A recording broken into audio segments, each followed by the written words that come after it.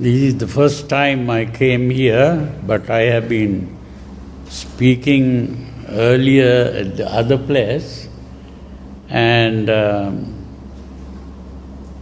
so I'm very happy to see the new place. Looks good, and today the topic that we are going to speak about is a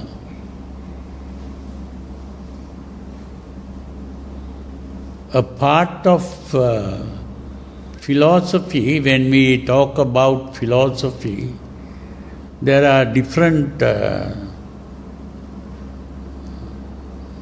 topics under which we talk about philosophy, especially when we study Western philosophy.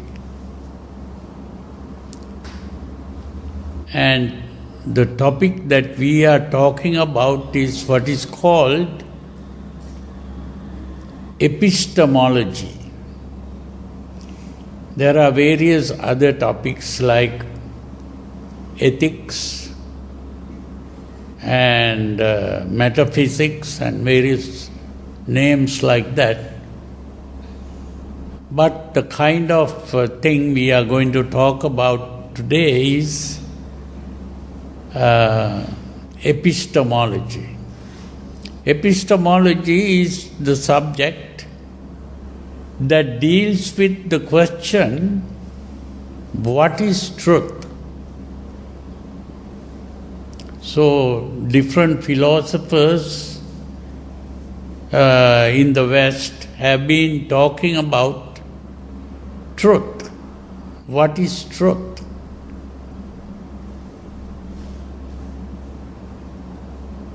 And here, the Buddha, in that particular sutra called the Kalama Sutra, is talking about this same thing. What is truth? Because at that time, some people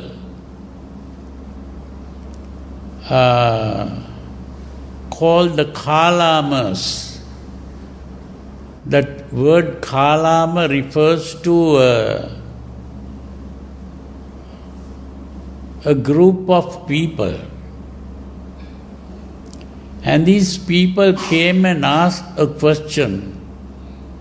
There are many speakers who come to our city or town or village or whatever it is,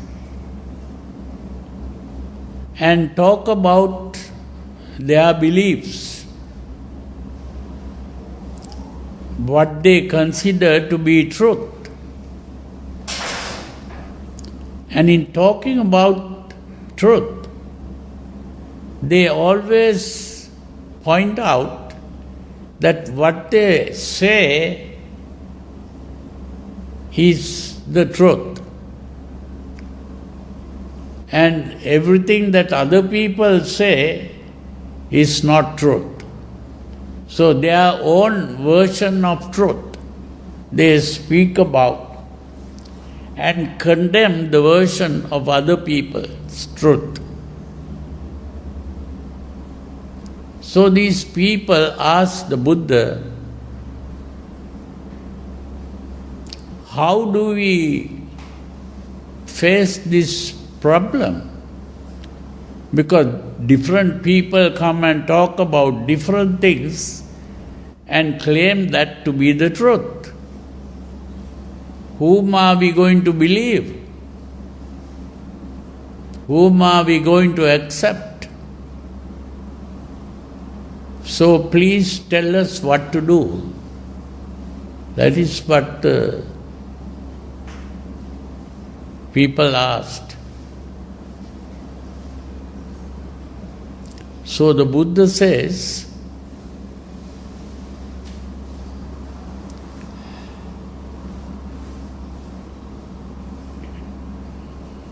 it is good to doubt. You don't believe any of these things and you are doubting them. To doubt is to ask the question, is it true or is it false? That is the meaning of doubt. And he says, it is correct to doubt about doubtful matters. That's a natural thing to doubt. I don't ask you to believe any of those things.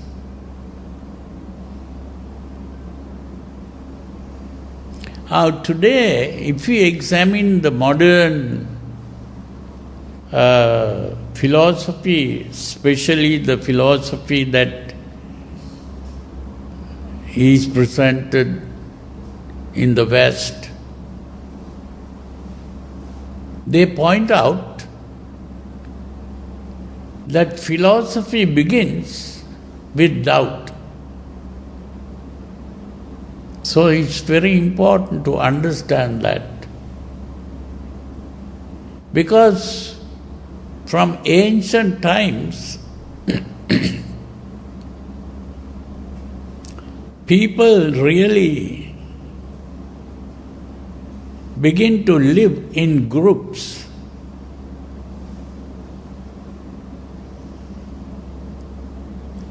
All animals begin to live in groups.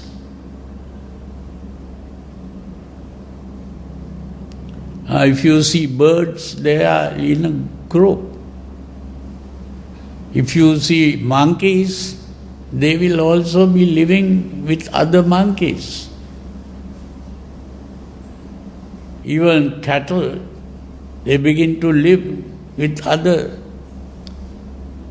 cattle. So you see this tendency to live in groups is there even for the human beings.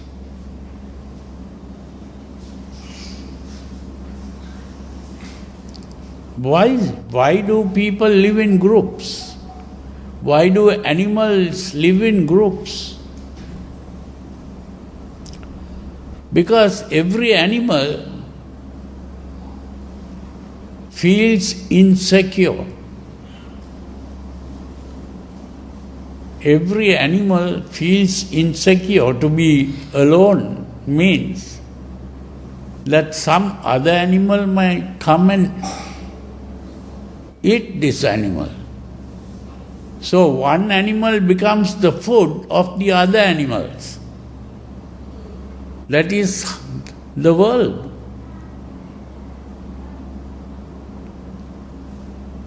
So when they are in groups, at least they can run to the group and get help from the others. So when they are in a group, it is difficult to catch one animal, but then somehow they do catch one of these animals, like a lion or a tiger might come and jump into a group and get hold of one animal, and that becomes the food. It's not only lions and tigers, but even other animals who are called carnivorous animals, they are all living by eating other animals.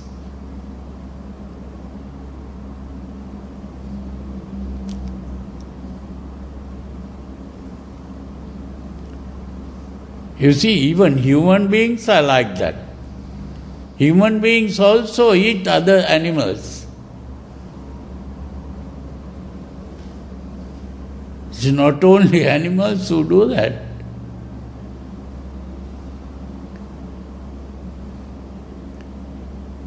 So this is the insecurity of life.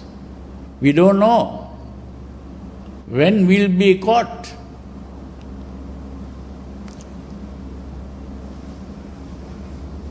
Our human beings don't eat other human beings,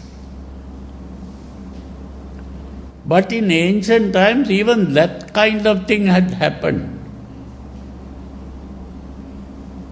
Now they don't eat other human beings, but they do a different thing.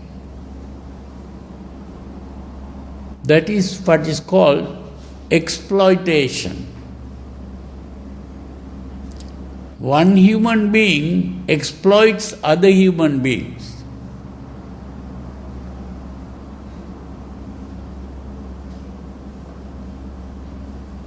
And there are different ways of exploiting even human beings. Even when you go to do a job, it's very important to see that you are being exploited. Other people may be paying you for doing the job.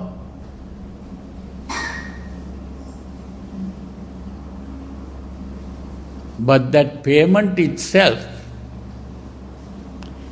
is a way of getting a job done by another person. We use it by what is called exchange.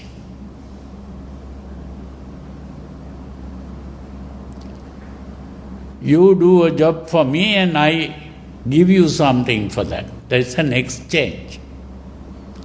But even in that exchange, I will be exchanging in such a way that I gain from that, and you may be losing to some extent. You see,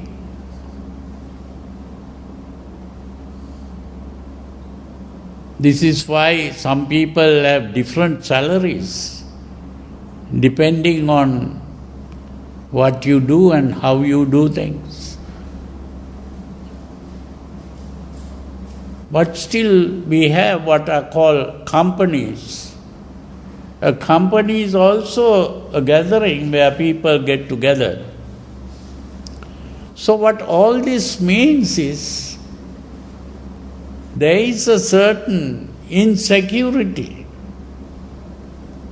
in life.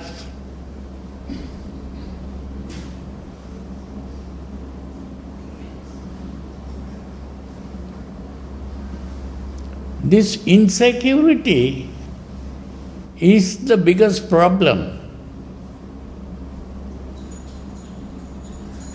Every person who is born insecure.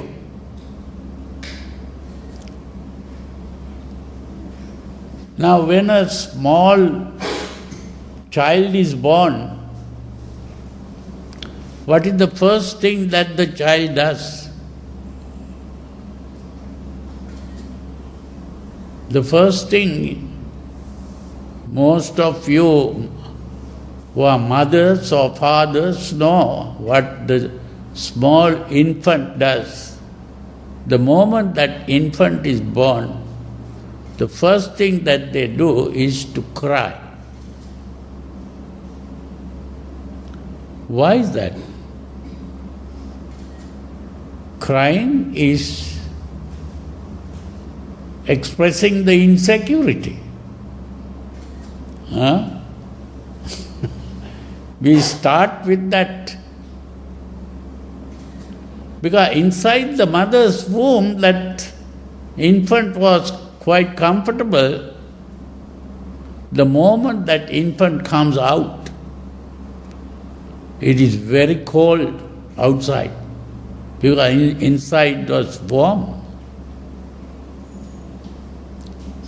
It's not only cold, people begin to touch this child. And touching is also an uncomfortable thing. And then when you open your eyes, light comes up. This was not there inside the mother's womb. And that is also a very uncomfortable thing.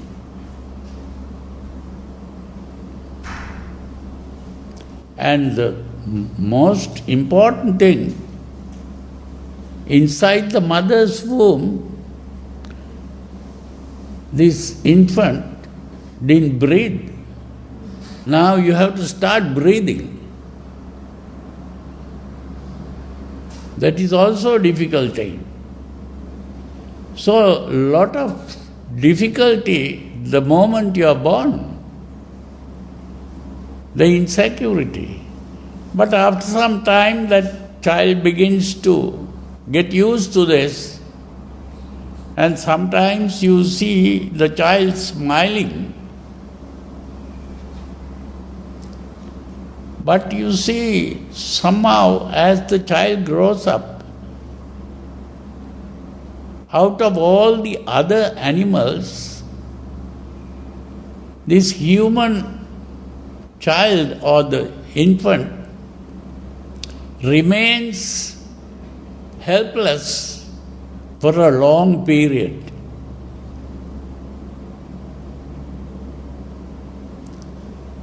Helpless, insecure. And whenever there is any problem, what does that child do? Cry, nothing else. And when the child begins to cry, the mother or the father or any older person might come and help the child.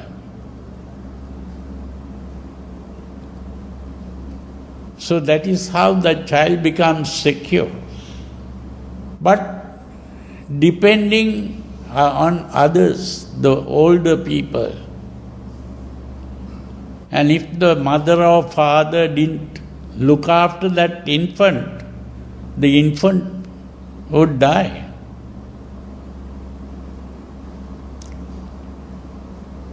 Now this child gradually begins to grow up,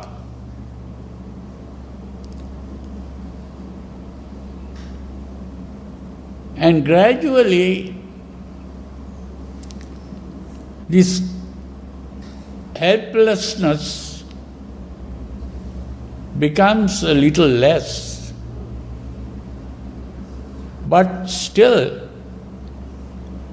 when it comes to, say, the age of 16, 17, 18, what happens? When the child has grown up, whenever some difficulty comes up, what does the child do? Can the child now cry and get help from the parents? Now this adult begins to realize that the father and mother are as helpless as himself or herself. Now where can they run?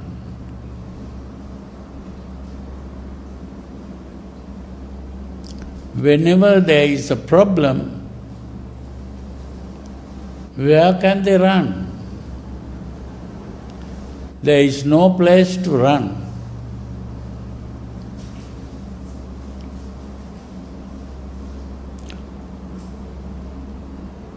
Because these people have been living in a group, that group, every group has provided a method of helping an individual. What is that? That is what is called religion. That religion has provided a powerful person. Who is that powerful person?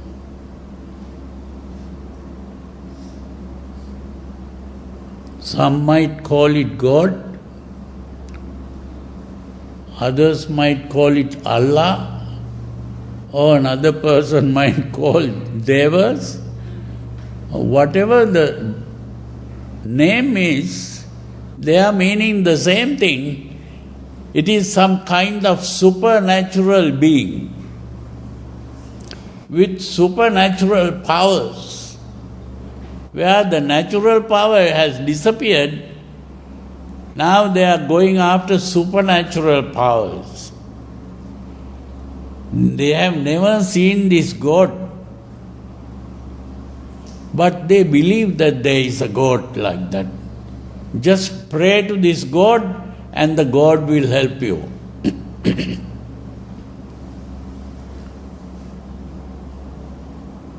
Even if a person asks, have you seen this God? I have not seen, but God is there. That belief itself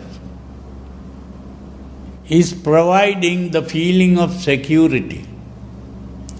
This is why even with all the advancement of modern science, people have not given up the idea of believing in supernatural beings, either in the form of gods or in the form of devils.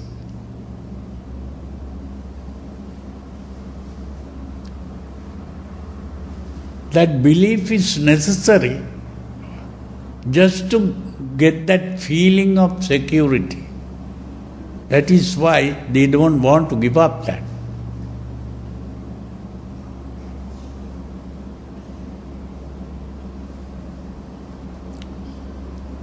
You see, this is why some psychologists like Sigmund Freud pointed out that religion is a collective neurosis. It is a kind of mental sickness which is shared by that whole culture. That is why it is a collective neurosis. Karl Marx called it the opium of the masses, because opium is also something that people take, like alcohol, to forget about the problem completely. This is what is called an escape. Running away from the problem into a dream world.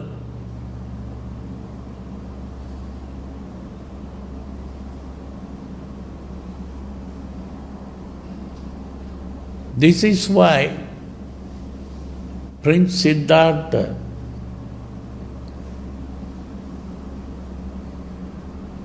he saw an old man, he saw a sick person, then he saw a dead corpse.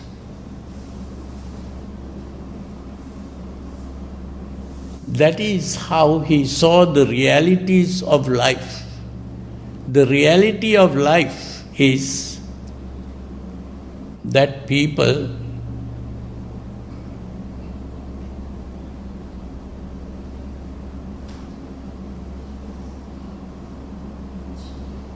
have to face this reality, that every person who is born begins to grow old, fall sick and die. This is the reality of life. And because we are not willing to accept that reality, we begin to cry and lament about this. Now the important thing is,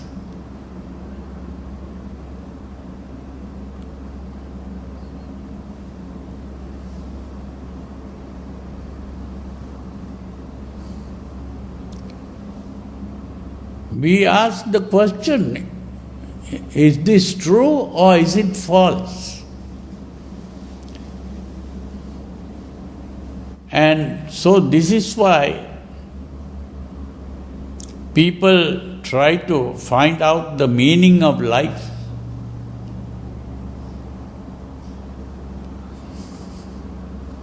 He was reading a book by also supposed to be a psychologist.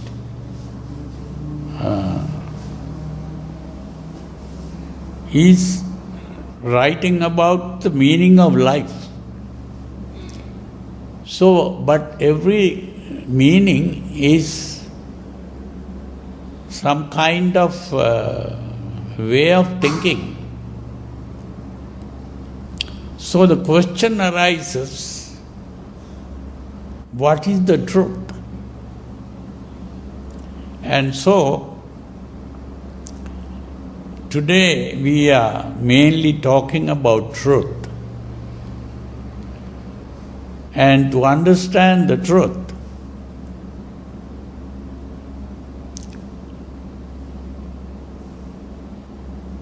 the first thing that happened in the history of philosophy is to make use of the human ability to think. Thinking and using our ability, which is called reasoning. What is it that we call reasoning? We are asking the question, what is the reason for this? That is what is called reasoning. What do you mean by reason? Reason means we are asking for the cause. So people begin to ask, if there is a belief that there is a God to protect us, we can ask, what is the reason for this? What is the reason for believing in God? So this questioning is called reasoning. So the first way to solve this problem, people began to use reason. And so that is what philosophers call rationalism.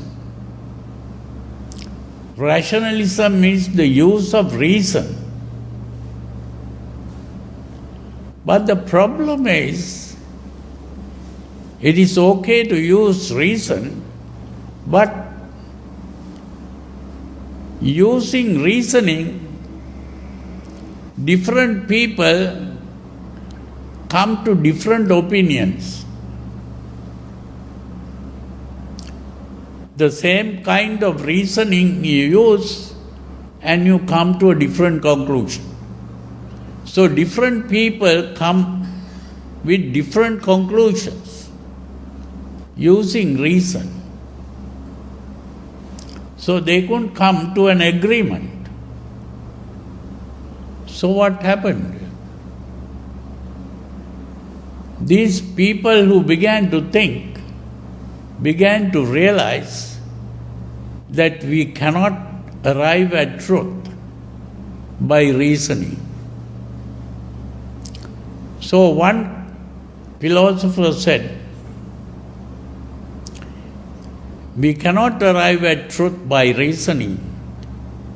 The only thing that we can call truth is what we can see with our eyes, or hear with our ears, or smell with our nose, or taste with our tongue, or touch with our body. So we have 5 senses: the eyes, the ears, the nose, the tongue, and the body. So whatever we perceive through the senses, only that is what we can call truth. This is how this thing called science began.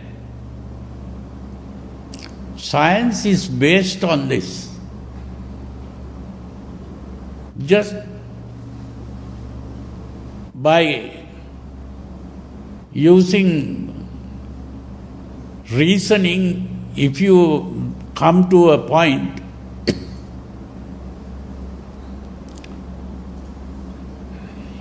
the scientist doesn't accept it. It has to be verified through experimental observation. So experimental observation is using the eyes or ears or nose or tongue and the body to touch. Unfortunately, one scientist comes up with something like Isaac Newton. He saw that when you throw a ball up, it comes down. Why does it come down? He thought it was due to a force called gravity. There was a force called gravity that attracts things. That's why you can't throw it up and it won't go up. So they thought the best thing is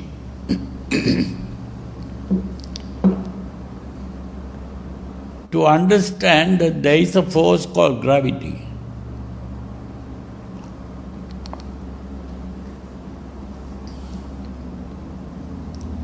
Now that remained accepted by the other scientists for some time, and then came another scientist that we have heard of, called Einstein. He pointed out there is no such thing as gravity. And he brought forward the theory called the theory of relativity. There is no gravity. So that means even through experimental observation, you cannot arrive at the truth. So then people thought, in that case, what we experience through the senses is not the truth. The real truth is outside sensory experience. There must be something outside. So this philosopher called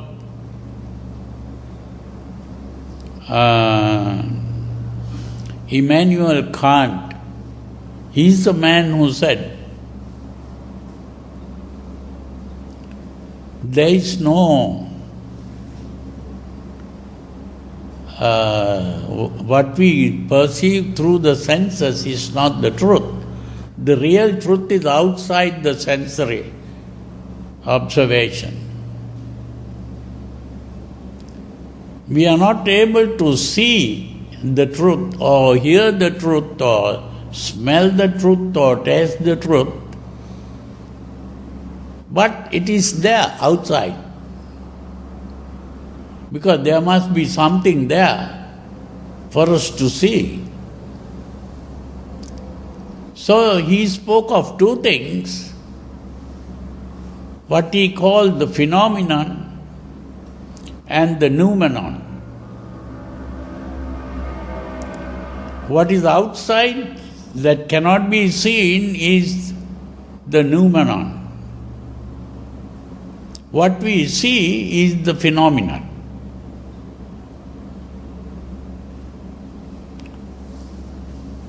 So people began to say the real truth is outside.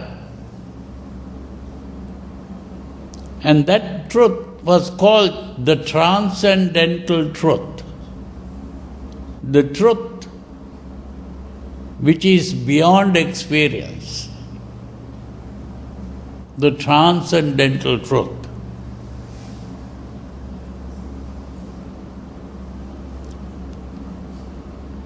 So there were other philosophers who thought about this, like you may have heard of Bertrand Russell. This person said, we cannot accept that. Why? Because if you talk about a transcendental truth, you may have not seen that, but still that is an idea in the mind. It is still inside you. What is outside the experience you cannot know. So if you talk about something outside the experience, still it is an idea in your mind. So we cannot get out of this.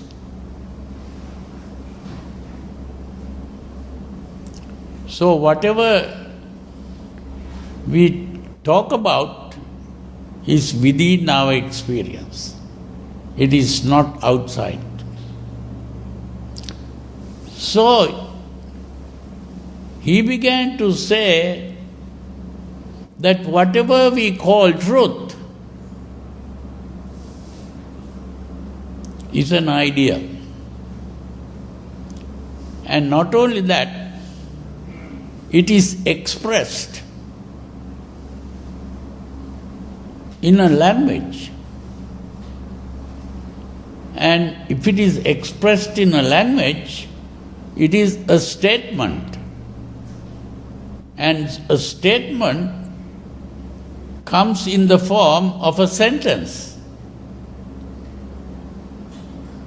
So, we can only talk about sentences, and we can analyze sentences to find out whether the sentence is a meaningful sentence or a meaningless sentence.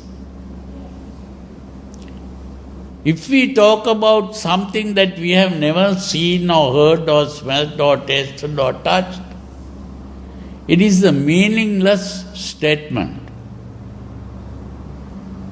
If we talk about something that we have seen or heard, then it is a meaningful statement.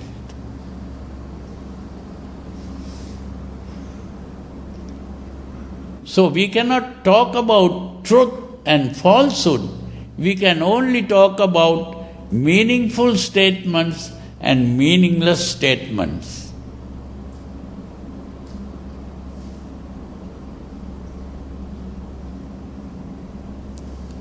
These are called the linguistic philosophers because they are talking about language.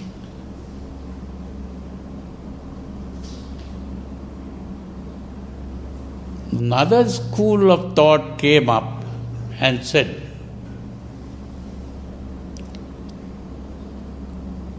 all these philosophers are talking nonsense because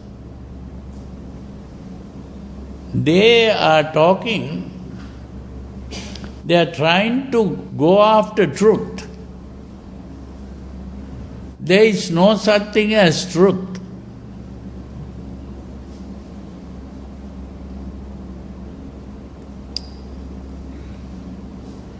And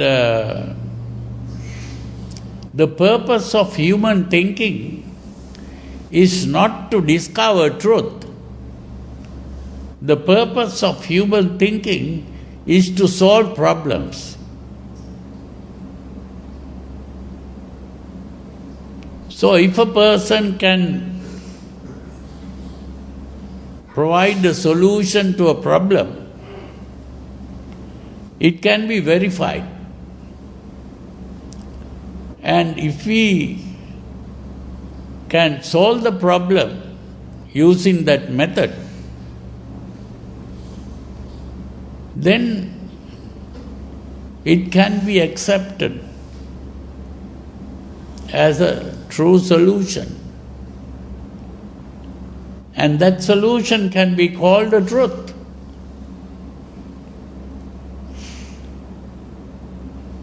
Because it solves the problem. So it can be tested to find out whether it solves the problem. Now, if it solves the problem,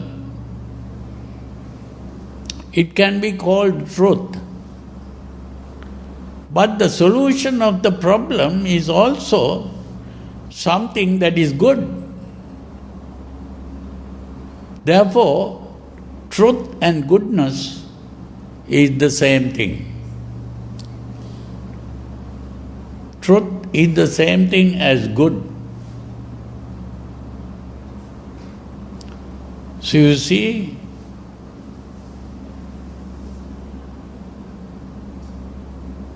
so the philosophers came to that point.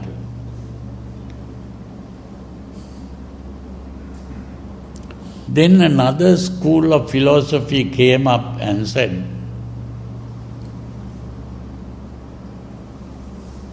these philosophers are just trying to solve useless problems. There is only one basic problem that needs solution, which is the main problem in life. And that problem is that every human being is aware of one basic thing, that human being exists. Everyone thinks, I exist. That existence is the basic human experience. But at the same time, every human being is aware that he is going to die. Every human being that is born will die. And death is not only for old people, even young children die. So death is the sure thing.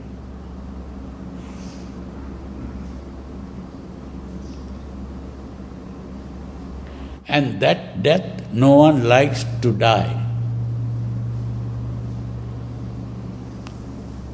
When a child is born, people are happy. But when a person dies, they begin to cry and lament.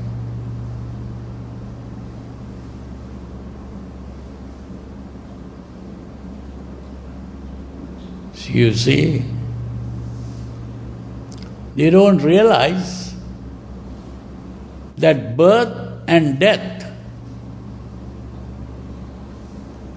are the two ends of the same stick, which we call life. Life begins with birth and ends with death. And in between, what you get is what is called aging. From the time you are born, you are approaching death. And that is the aging process. This creates fears, worries, anxieties. That is the problem of life.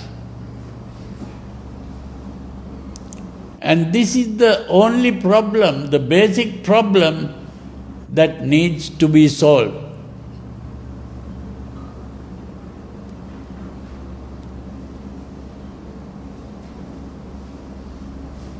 These people, these philosophers who brought up this problem, they were called existential philosophers because their basic thing is the idea of existence.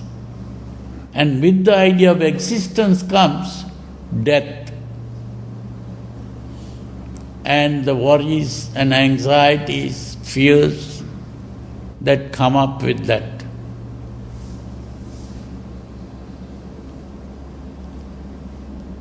And one existentialist was that man called Kierkegaard. He was a Christian.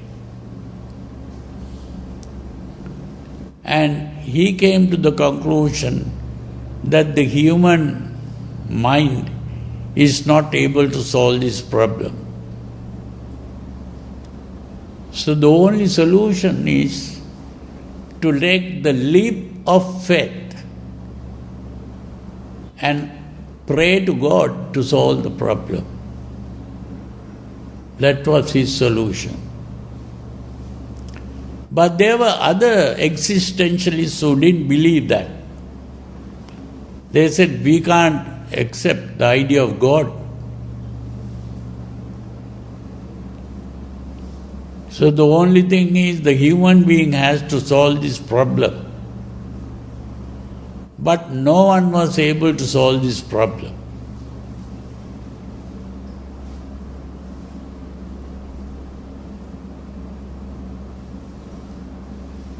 But it was the Buddha who really solved this problem.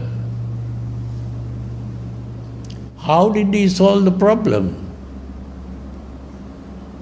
Did he find a way of not dying?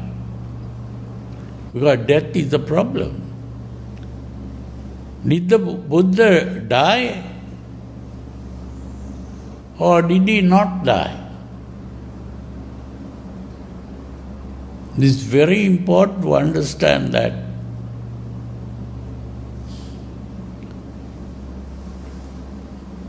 No, I put it in very short. What the Buddha pointed out was the mistake is done by the existential philosophers. What is the mistake? Because these philosophers think that they are existing. And the fact is that we are not existing. It is only when we have understood that we are not existing that the problem is solved. Existence itself is a delusion.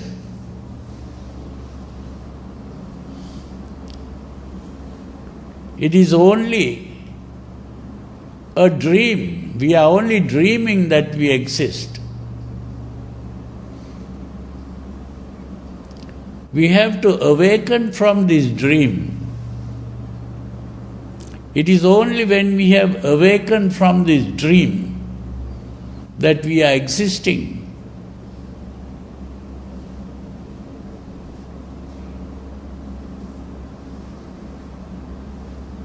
That we solve the problem of existence.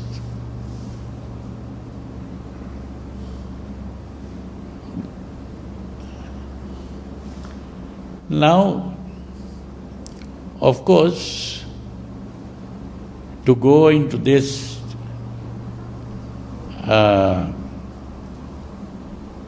further, we have to go into a long discussion. But we get back to the Kalama Sutra Because in the Kalama Sutra, the Buddha is talking about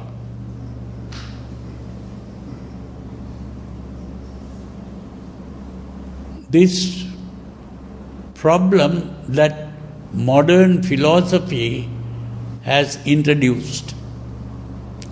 Because these people came and asked the Buddha,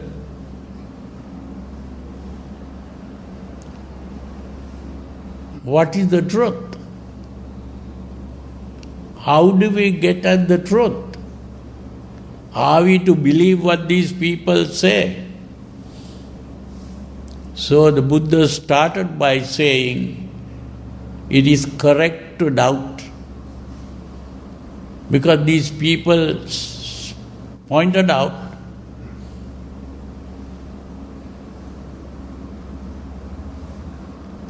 the philosophers were saying that philosophy begins with doubt. Here the Buddha says, it is correct to doubt. And then he says, don't go by your traditional beliefs.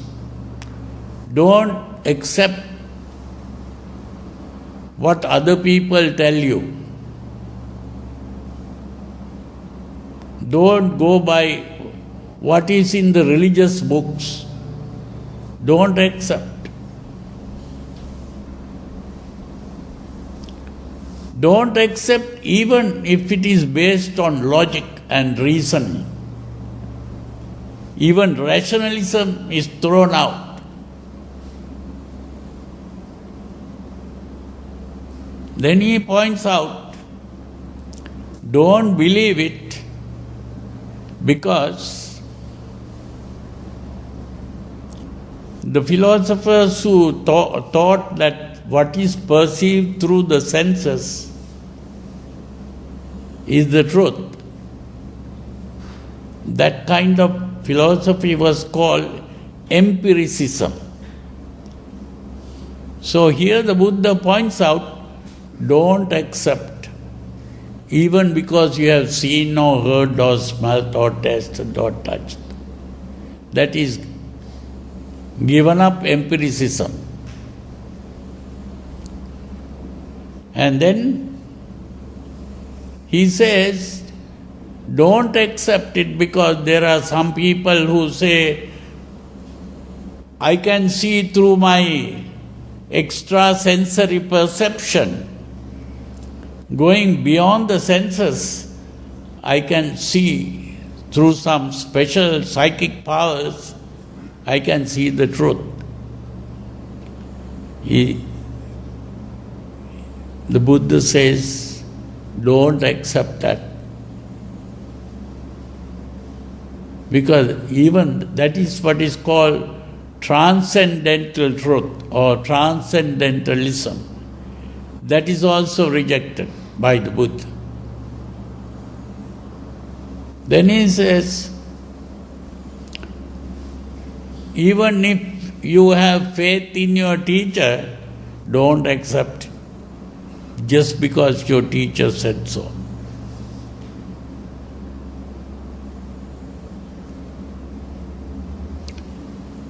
So, in other words, he is rejecting all these truths, and then,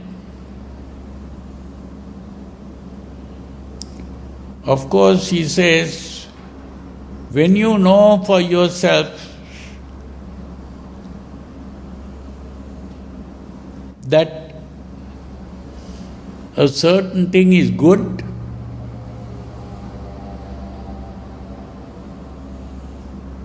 or certain thing is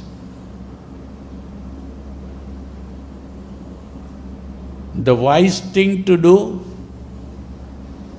or when a certain thing is done, it has happiness coming from that.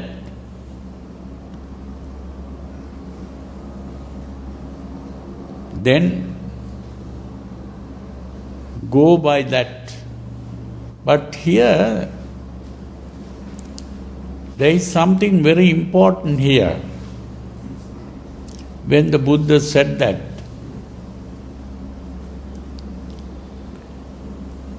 there was this psychologist called Sigmund Freud. He pointed out that there are three parts of the mind. What he called the id, the ego, and the superego.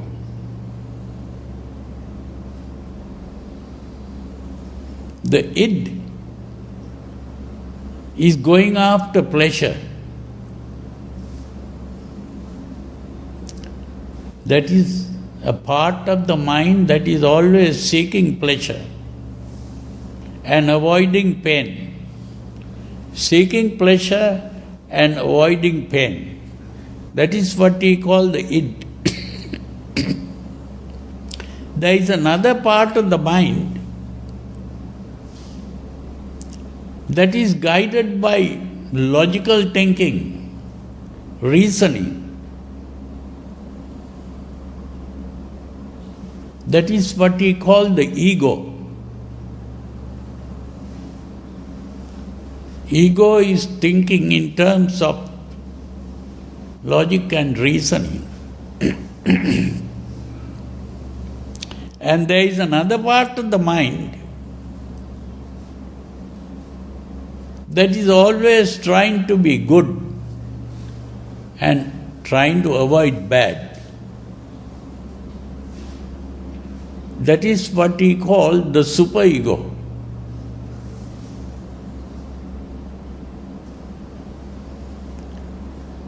You see, now here, when the Buddha says, when you know that a certain thing is good, so that means there the Buddha is talking about using the superego, because the superego is always trying to find out whether it's good or bad. When you know that when a certain thing is the wise thing to do, that is what the ego is looking for. The ego is always thinking that this is the wise thing to do. This is using logic and reasoning. And then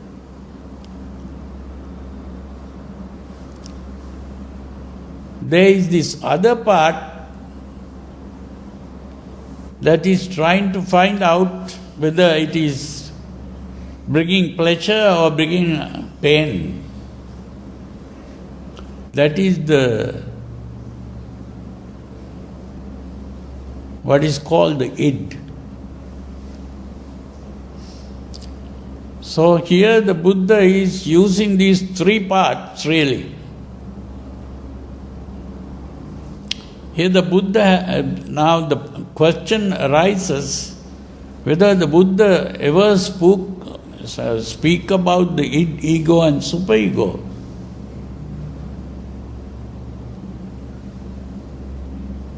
The Buddha has been speaking about this, but he never used those words, id, ego and superego, but he used other words.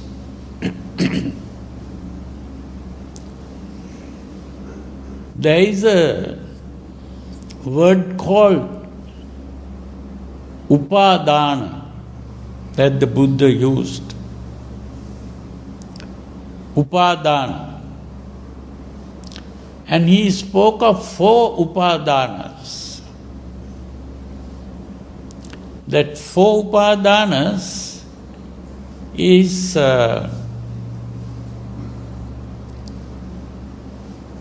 Kama upadana, Ditti upadana, Silabbata upadana, and Attavada upadana.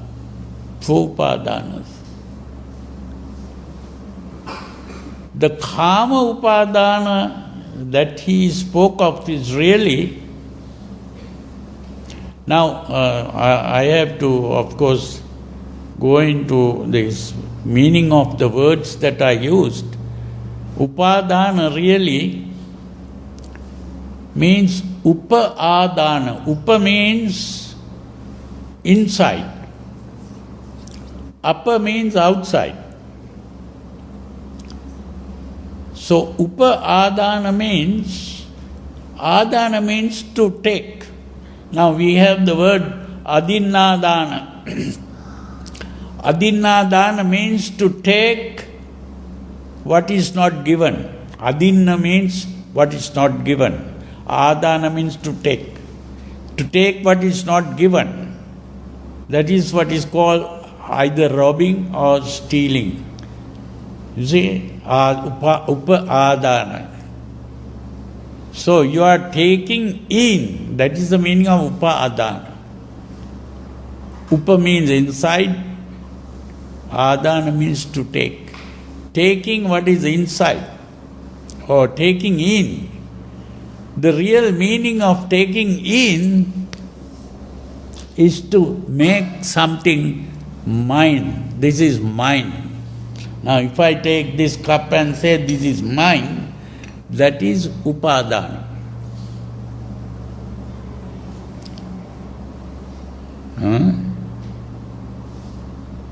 Now, in this Upadana, we are taking in things which is, I use the word personalize. You know what personalize means. Now, if you go out to buy a pen, that person who sells you the pen might say, "Do you like your pen personalized?" What does that mean? That they will engrave your name on the pen. So personalized means ownership, that you own the pen. If your name is personalized, that means you have owned the pen. That ownership is personalized. That is to own something. So Upadana really means, some people translate like clinging or grasping, but it is not just clinging or grasping, it is more than that, is to say, this is mine. You see, and there are 4 things that we personalize. One is, if I have a desire for something, that desire is personalized. This desire is mine. Or if I hate something, this hatred is mine. So we personalize our desires or hatreds. That is personalizing our emotions, really. And then Ditti Upadana means to personalize our ideas, our views. We personalize our views.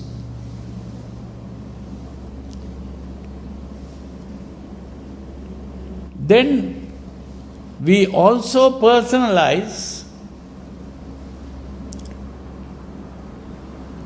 our sense of right and wrong, good and bad. That is personalizing the Kamopadana, Dittupadana, Silabbata Upadana. Silabbata. Sila means to avoid doing bad is what is called Sila. Now, in the 5 precepts, if you observe the 5 precepts properly, that is called Sila. That is, you are avoiding bad behavior. So sila is to avoid the bad things. And bata is to be doing the good things. So you do two things. One is you avoid the bad things and you begin to do the good things. And before you do that, you have in your mind the idea of what is good and what is bad. That is the Silabbata Upadana. So in other words, those three things, the personalizing the emotions or the desires and the hatreds, that is what Freud called the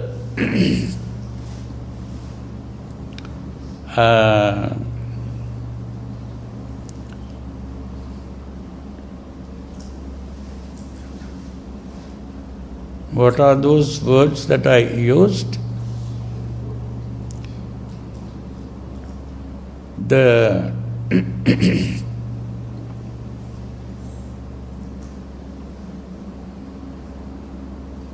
the three words are the Ego and superego. Here? The ego and the superego. Yeah, ego and superego. That's right. The id is the kama upadana. Kama upadana is the id. And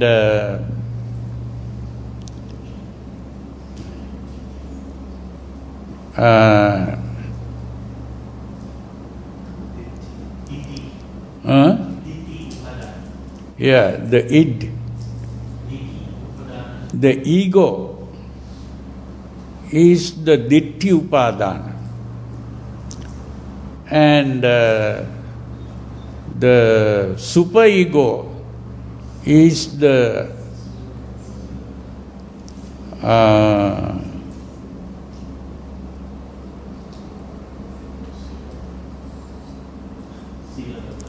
Silabbata Upadana. So this is very important to understand. But there was a fourth one that the Buddha spoke of, and that is what is called Attavada Upadana. That is the personality perspective. That means we are thinking of a self. Now, this is going too much into Freudian psychology, but is good to know it. The important thing is that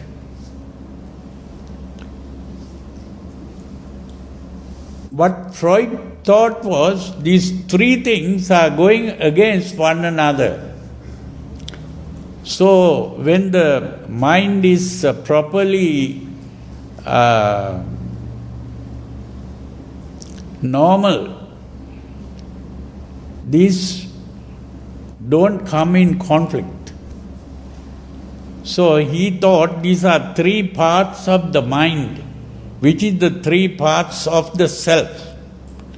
And they are all three parts of the self, and the three parts must be united instead of one going against the other.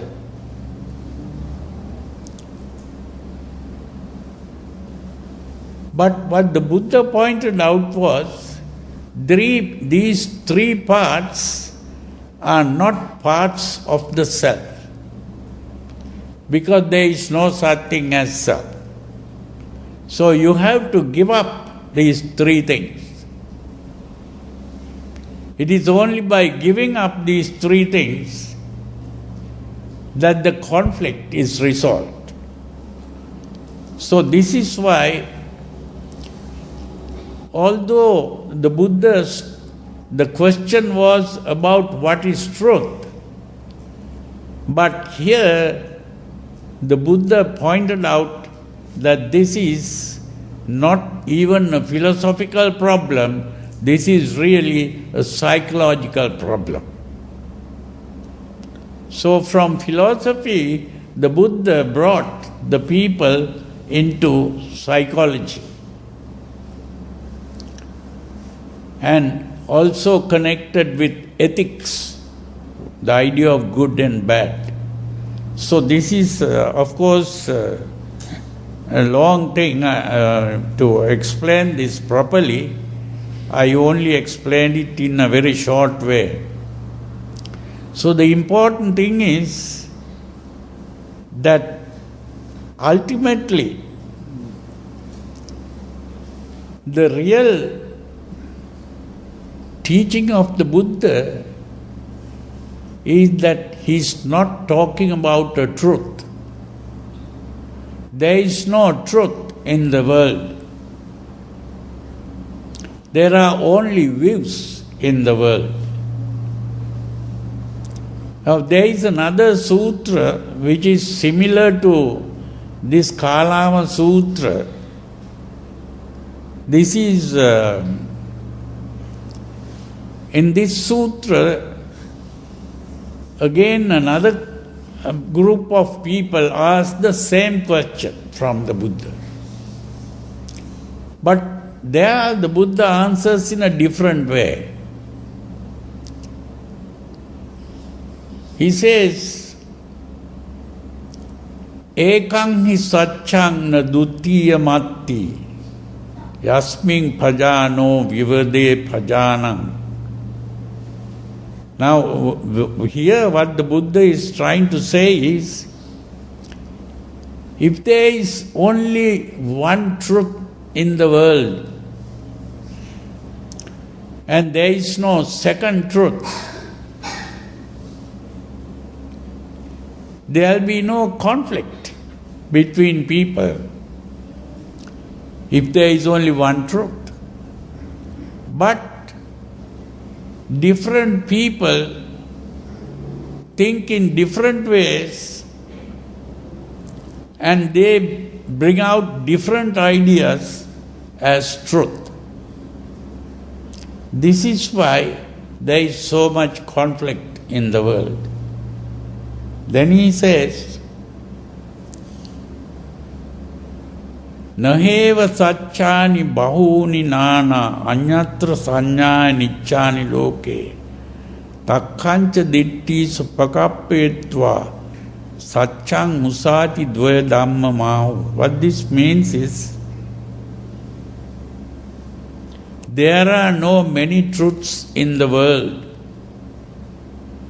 There is only what is called sanya. Sanya means what you perceive through the senses. That is all that you have. But people begin to use these perceptions and build views using logic. And by doing so, they talk about two things called truth and falsehood. And there is no such thing as a truth and falsehood. We can only talk about what we perceive through the senses. That's what he's saying. So the only thing is, instead of talking about truth and falsehood, we can only talk about problems and solutions. That is what. And that problem is what the Buddha called dukkha. And the solution to this problem is what he called what is today called the Noble Eightfold Path. So he gives a solution to the problem. And that solution is what I call a paradigm shift. This is a very interesting word, paradigm shift. That means a paradigm is how we see the world, how we think of the world and how we think of ourselves.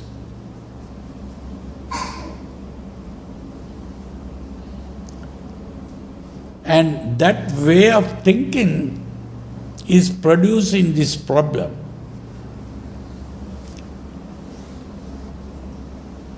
And so the Buddha's method of solving the problem is to start thinking in a different way. So these two ways of thinking is one way is what is called existential thinking. These existential philosophers were thinking of a thing called existence. What we really have is what is called experience. Now, experience means when we see something, seeing is an experience. Hearing is an experience.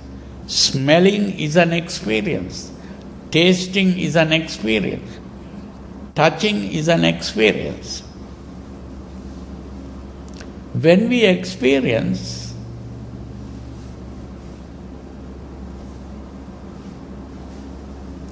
there are two parts we create. The two parts are called the subjective and the objective. You see, when I see this cup, the cup is an object that I see. But there is also what is called seeing. So there are two parts, the seeing and what is seen. The seeing is a subjective experience. What is seen is an object. It's an objective experience. The subjective experience, I personalize and say, this is mine. The seeing is mine. The object is something outside. So that is called alienation. The subjective experience is personalized and the objective experience is alienated. So when these things are, one is personalized, the other is alienated, I am also creating these two as existing. The cup that I see is existing. And what is mine becomes myself. So I am existing and the cup exists. And when I exist and the cup exists, I am creating a relationship between myself and the cup. The relationship can come in the form of a desire, or it can come in the form of a hatred, or it can come in the form of a fear, or it can come in the form of a worry. That relationship is the suffering.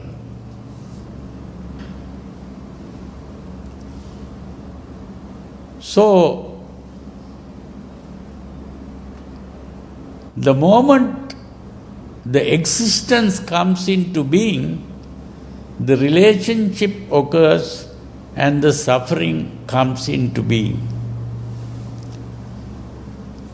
Now, if I look at it in a different way and see it simply as an experience only, seeing is an experience.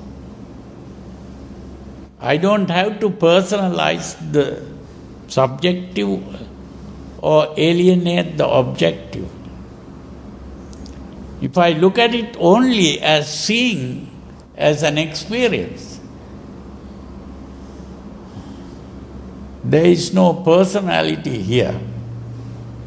There is no existence here. And to change from existence to experience is to think in a different way. That is the paradigm shift. And it is by doing that paradigm shift that the problem is solved. Of course, this is not an easy thing to understand fully. But this is the awakening from the dream of existence. That awakening from the dream of existence is what the Buddha achieved. That is why he is called a Buddha.